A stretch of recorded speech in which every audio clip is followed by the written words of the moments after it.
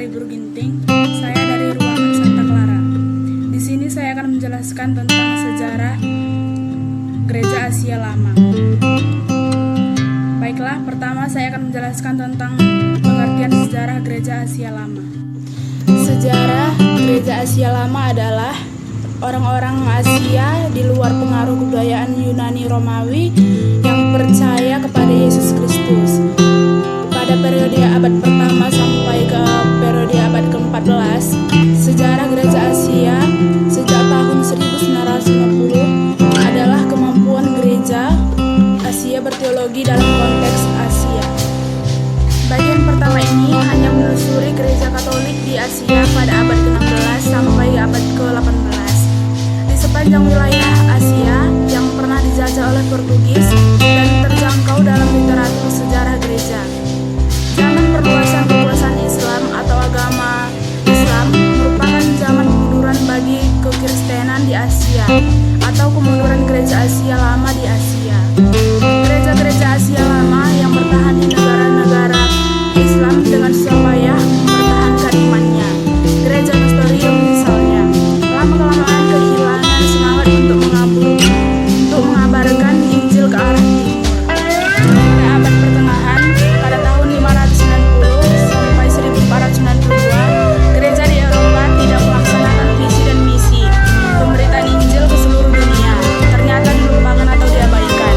Sementara di Asia, sampai berkuasanya Islam di daerah-daerah Asia, Gereja Asia Lama kehilangan semangat memberitakan Injil ke daerah yang jauh, sebagaimana yang telah mereka lakukan sebelum kedatangan Islam seperti memberitakan Injil ke Tiongkok dan daerah-daerah Asia lainnya. Jadi di Asia sampai abad ke-14 sampai 15, kegiatan misi gereja praktis lumpuh karena berbagai faktor. Dan salah satu faktor yang dominan adalah pembatasan yang dilakukan oleh kekuasaan Islam di daerah-daerah Asia yang mayoritas Islam ataupun telah dijadikan sebagai agama negara. Peluang pemberitaan Injil di Asia dan daerah-daerah lain di dunia terjadi pada abad ke-15. Pada abad 15 terjadi banyak perubahan-perubahan seperti pembaharuan kebudayaan, kemajuan teknologi, dan pembaharuan rohani, reformasi dan kontrak reformasi. Penemuan naskah-naskah kuno dari Yunani dan Roma menimbulkan semangat besar untuk mempelajari sejarah dan sastra kuno. Dan untuk menciptakan sesuatu yang baru, penemuan yang sangat terpenting adalah percetakan, yang memberi peluang bagi penyebaran ilmu komunikasi yang belum pernah terjadi seluas itu. Timbul juga semangat penjelajahan ke wilayah-wilayah baru atau benua-benua baru.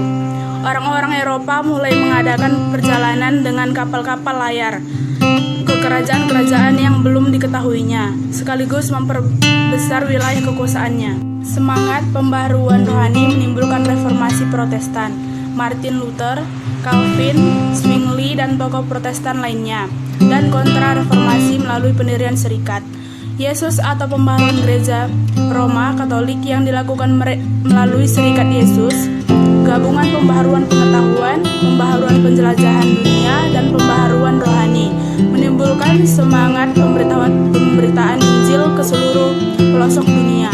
Namun, pekabaran Injil sering dikaitkan dengan perluasan wilayah jajahan, sehingga tidak mengherankan kalau kemudian pekabaran Injil dianggap sama dengan imperialisme. Bangsa Spanyol dan Portugis berperang melawan Islam, bukan di tanah suci seperti para pahlawan perang salib zaman dahulu, melainkan bertahun-tahun berjuang di semenanjung Spanyol untuk mengusir penyerbu Islam, yaitu bangsa Moor. Berhasil diusir dari Spanyol, kecuali sejumlah orang yang beralih agama menjadi Kristen. Pangeran Portugis Henry Claude meneruskan perang suci pribadi dengan mengirim beberapa kapal layar ke arah selatan melewati pantai Afrika, mencari jalan mengelilingi negara-negara Islam. Tujuannya adalah perdagangan, pengabaran Injil, serta menemukan sekutu-sekutu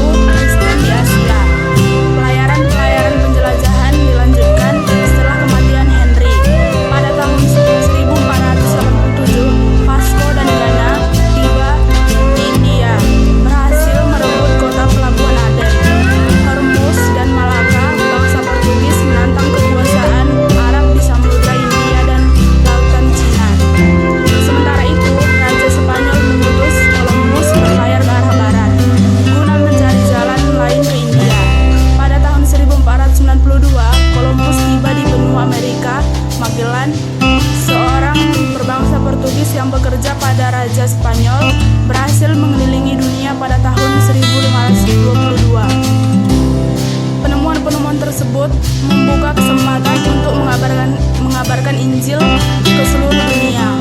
Paus Alexander ke-6 takut kalau persaingan antara Spanyol dan Portugis akan menghambat perluasan pekabaran Injil.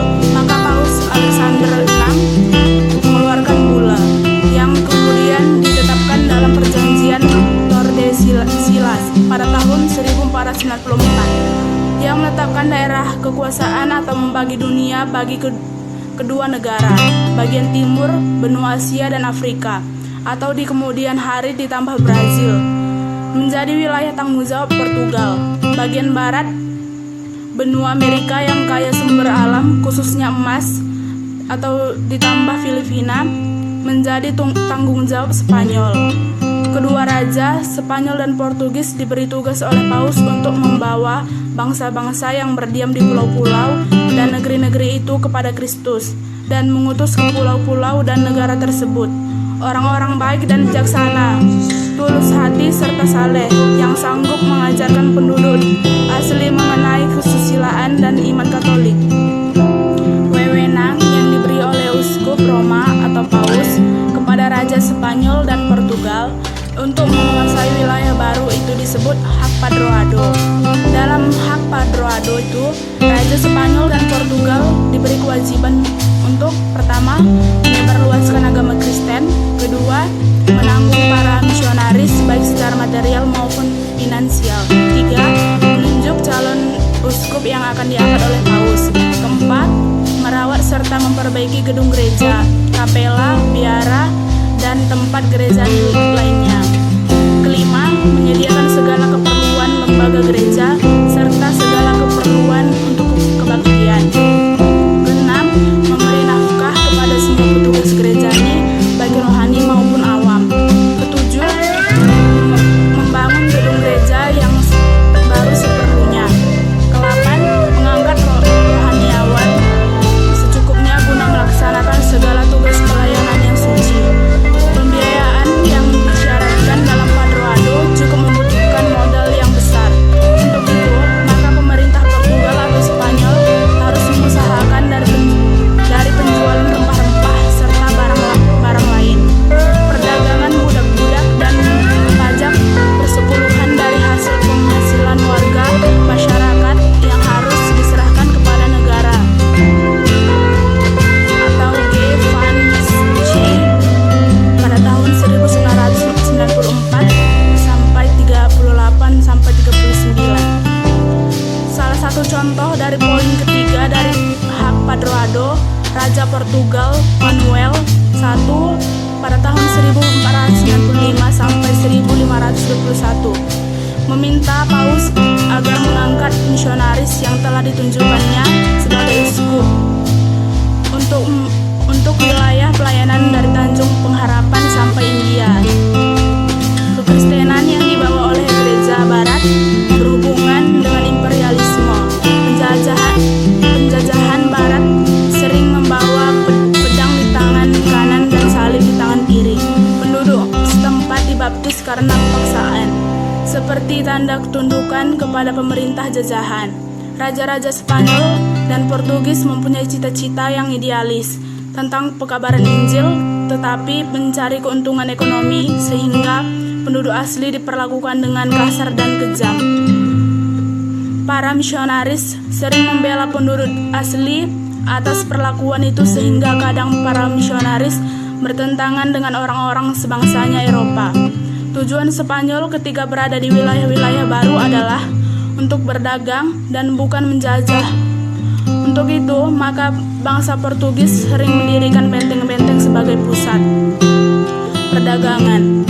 Atau benteng Portugis terpenting di Asia adalah Goa India, Malaka Malaysia, dan Macau Cina. Di tempat-tempat strategis di pantai negeri-negeri Asia dan memperoleh izin resmi dari raja-raja atau penguasa setempat untuk berdagang daerahnya. Orang-orang Portugis tinggal di menguasai daerah luas. Negeri Portugis kecil, jumlah penduduk lebih kurang 1 juta orang. Karena itu, untuk mengurus dan mempertahankan benteng-benteng di Asia cukup sulit bagi pemerintah Portugal. Benteng-benteng tersebut sering diserang raja-raja setempat atau oleh orang-orang Eropa. Kelahiran Gereja Katolik Asia di Asia yang diusahakan dalam misi yang diatur dalam sistem Padroado abad ke-16 sampai 18 dapat digambarkan sebagai berikut. Gambaran tidak secara menyeluruh daerah Asia karena sumber untuk informasi ini sangat terbatas dalam literatur yang terjangkau. Misi Gereja Katolik di Goa, India. Pada tahun 1536, orang-orang Portugis yang telah berada di Goa dihubungi oleh orang-orang Parafa. Mata pencaharian penduduk Parafa adalah nelayan. Mereka mempunyai kasta tersendiri dalam sistem kasta Hindu.